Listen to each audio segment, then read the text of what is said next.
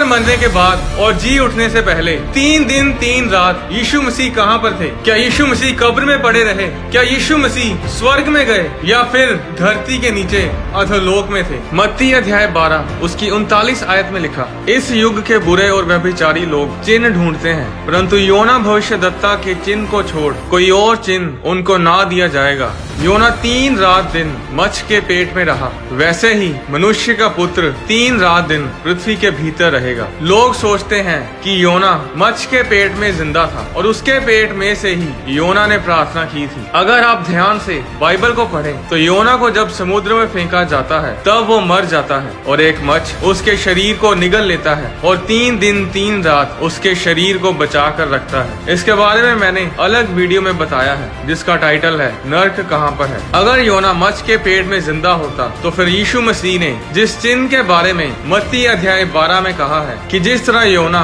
3 रात दिन मच्छ के पेट में रहा, वैसे ही मनुष्य का पुत्र 3 रात दिन पृथ्वी के भीतर रहेगा। योना मर गया था और 3 दिन 3 रात मच्छ के पेट में रहा और यीशु मसीह भी क्रूस पर मरे और 3 दिन 3 रात धरती के भीतर रहे। अब सवाल ये है कि यीशु मसीह धरती के भीतर कहाँ रहे? क्रूस पर मरने के बाद और जी उठने से पहले 3 दिन 3 रात यीशु मसीह ने कहाँ बिताए? इफिसियों अध्याय 4 उसकी 8 में लिखा, इसलिए वह कहता है, वह ऊंचे पर चढ़ा और बंदियों को बांध ले गया और मनुष्यों को दान दिए। उसके चढ़ने से और क्या पाया जाता है? केवल ये कि पृथ्वी की निचली जगहों में उतरा भी था और जो उतर गया ये वही है जो सारे स्वर्गों से ऊपर चढ़ भी गया कि सब कुछ परिपूर्ण करे। यीशु मसीह के क्रूस पर चढ़ाए जाने से पहले धर्मी और पापी लोग मरने के बाद कहाँ जाते थे? लूका अध्याय 16 उसकी 19 आयत में लिखा, एक धनवान मनुष्य था जो बैंजनी कपड़े और मलमल पहनता और प्रतिदिन सुख विलास और धूमधाम के साथ रहता था। लाजर नाम का एक कंगाल घावों से भरा हुआ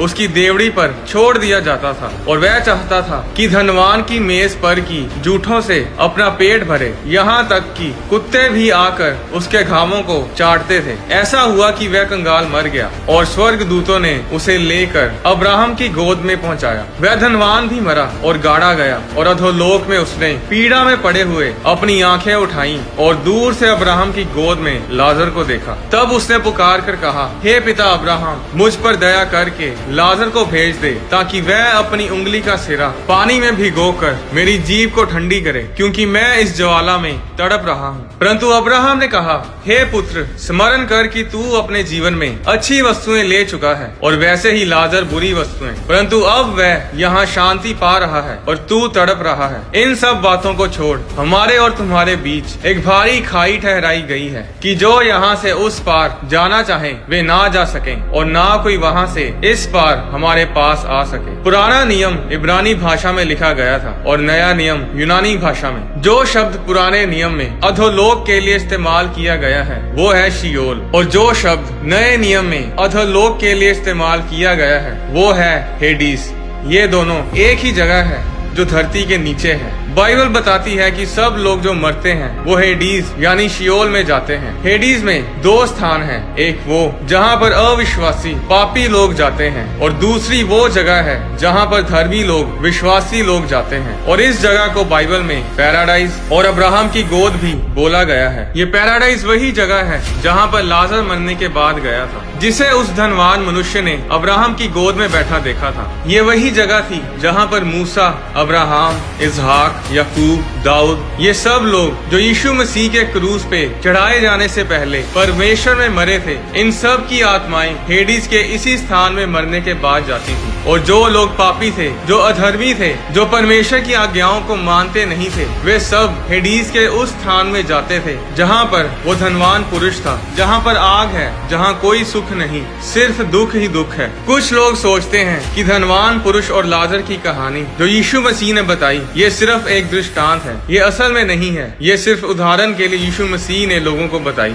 पर ऐसा नहीं है। जब यीशु मसीह दृष्टांत देते थे तब उस दृष्टांत में कभी भी किसी का नाम नहीं लेते थे। बीज बोने वाले के दृष्टांत में यीशु ने बीज बोने वाले के नाम का जिक्र नहीं किया। जंगली बीज के दृष्टांत में मत्ती अध्याय 13 उसकी 24 आयत में यीशु ने कहा, स्वर्ग का राज्य उस मनुष्य के समान है जिसने अपने खेत में अच्छा बीज बोया। इसमें भी यीशु मसीह ने मनुष्य के नाम का जिक्र नहीं किया। मत्ती अध्याय 13 उसकी 44 आयत में यीशु ने कहा, स्वर्ग का राज्य खेत में छिपे हुए धन के समान है जिसे किसी मनुष्य ने पाया और छिपा दिया। इस दृष्टांत में भी यीशु मसीह ने किसी का भी नाम जिक्र नहीं किया। बाइबल में 20 से भी ज्यादा दृष्टांत यीशु मसीह ने लोगों को बताए और सिर्फ धनवान मनुष्य और लाजर की उस कहानी में ही यीशु ने नाम का जिक्र किया। ये कोई उदाहरण नहीं थी, ये एक असली घटना थी। ये लाजर वो नहीं था जिसे यीशु मसीह ने जिंदा किया था। ये लाजर यीशु मसीह के आने से कहीं पहले मर गया था और मरने के बाद अब्राहम की गोद में पहुंचा। पुराने नियम में सब विश्वासी जानते थे कि जब लोग मरते हैं तो उनकी आत्मा कहाँ जाती है। उत्पत्ति अध्याय 37 में हम पढ़ते हैं कि यूसुफ के भाई यूसुफ को बेच देते हैं और षड्यंत्र रचकर ये साबित करते हैं कि यूसुफ को किसी जानवर ने फाड़ खाया है। उत्पत्ति 37 उसकी 34 आयत में लिखा, तब याकूब ने अपने वस्त्र फाड़े और कमर में टाट लपेटा और अपने पुत्र के लिए बहुत दिनों तक विलाप करता रहा। उसके सब बेटे बेटियों ने उसको शांति देने का प्रयत्न किया पर उसको शांति ना मिली और वह यही कहता रहा, मैं तो विलाप करता हुआ अपने पुत्र के पास अधोलोक में उतर जाऊंगा। याकूब ये सोच के बैठा था कि उसका पुत्र यूसुफ मर गया है। याकूब जानता था कि मरने के बाद आत्मा शियोल यानी हेडीज में जाती है और हेडीज में दो स्थान हैं, एक पापियों के लिए और दूसरा धर्मियों के लिए। हम सब जानते हैं कि यूसुफ का चरित्र कितना पवित्र था और ये बात उसका पिता भी जानता था। इसलिए उसे मालूम था कि यूसुफ अगर मर गया है तो वो शियोल के उस स्थान में है जिसे पैराडाइज बोलते हैं या फिर जिसे अब्राहम की गोद भी बोलते हैं, जहाँ पर सब धर्मी लोग जाते हैं। और यही वो जगह थी जहाँ पर यीशु मसीह क्रूस पर चढ़ाए जाने के बाद गए थे। पुराने नियम के सब विश्वासी, सब भविष्यद्वक्ता इसी जगह में थे और जब यीशु मसीह क्रूस पर मरते हैं तो वो इस जगह शियोल यानी हेडीज में आते हैं, जहाँ वो सभी भविष्यद्वक्ताओं को मिलते हैं जिन्होंने यीशु मसीह के बारे भविष्यवाणियां की थी। जरा सोच कर देखिए कि जब यीशु मसीह वहाँ पहुँचते हैं तो यीशु मसीह को देखकर यशाया बोला होगा, देखो ये वही है जिसके बारे में मैंने बोला था कि वो कुंवारी से पैदा होगा और उसका नाम इमैनुअल रखा जाएगा। दाऊद उठकर बोला होगा कि ये वही है जिसके बारे में मैंने भजन में कहा कि वो इसके हाथों में छेद करेंगे, इसके पैरों में छेद करेंगे। मूसा बोला होगा, ये वही पीतल का सांप था जिसे मैंने खंबे पर लटकाया था। अब्राहम बोला होगा, हाँ मुझे याद है जब मैं इसहाक को कुर्बान करने के लिए मोराया पहाड़ पर था तब परमेश्वर ने यही मेमना मुहैया करवाया था। और वहाँ पर एक और आदमी था जो कब से बोलने की कोशिश कर रहा था कि मुझे भी बोलने दो, मुझे भी कुछ कहना है, पर उसकी बारी नहीं आ रही थी। आखिरकार यीशु मसीह बोलते हैं और जो कुछ उन्होंने धरती पर किया वो सब प्रचार करते हैं और जो होने वाला है उसके बारे में बताते हैं। और फिर यीशु मसीह कहते हैं कि चलो अब इस लड़के को बोलने दो जो कब से बोलना चाह रहा है। और वो लड़का लंबी सांस लेता है और बोलता है, मैं वो चोर था जो यीशु मसीह के साथ लटकाया गया था। मेरे पास कोई उम्मीद नहीं थी, मैं शियोल की दूसरी जगह में जाने वाला था।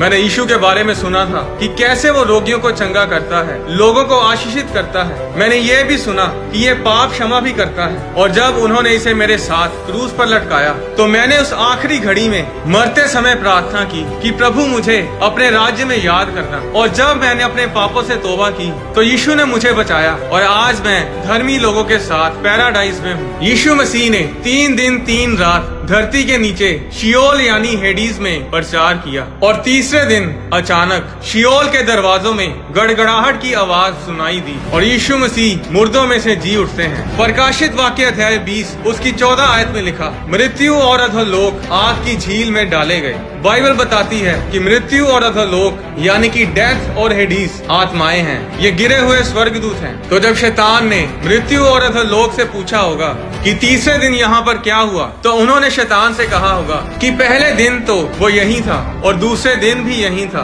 हमें लगा कि बस मसीह मर चुका है। तब शैतान ने पूछा, तो फिर आज सुबह क्या हुआ? उन्होंने कहा कि हमने अधोलोक के दरवाजों में गड़गड़ाहट को सुना, ऐसी गर्जन हमने पहले कभी नहीं सुनी, किसी के चलने की भारी आवाज आ रही थी। और जब हमने पूछा कि कौन हो तुम और यहाँ क्या करने आए हो, और हमने एक भयानक आवाज सुनी जिसने कहा, मेरा नाम विक्ट्री है, मेरा नाम जय है और मैं यीशु मसीह को लेने आई हूँ। उन्होंने शैतान को बताया होगा कि तुम विश्वास नहीं करोगे कि आज सुबह क्या हुआ। वो अपनी उंगलियों पर मृत्यु और अधोलोक की कुंजियां घुमाता हुआ सभी धर्मियों को अपने साथ ले गया। जिस तरीके से मैंने आपको ये सब बताया, इस तरीके से तो बाइबल में नहीं लिखा। ये बस हम कल्पना ही कर सकते हैं कि उस दिन अधोलोक में क्या कुछ हुआ होगा और शैतान कैसे शर्मिंदा हुआ होगा। पर जो बाइबल बताती है वो ये है कि यीशु मसीह मरने के बाद अधोलोक में गए, जहां उन्होंने सब धर्मी लोगों को प्रचार किया और तीसरे दिन वो मुर्दों में से जी उठे और उन सब धर्मी लोगों को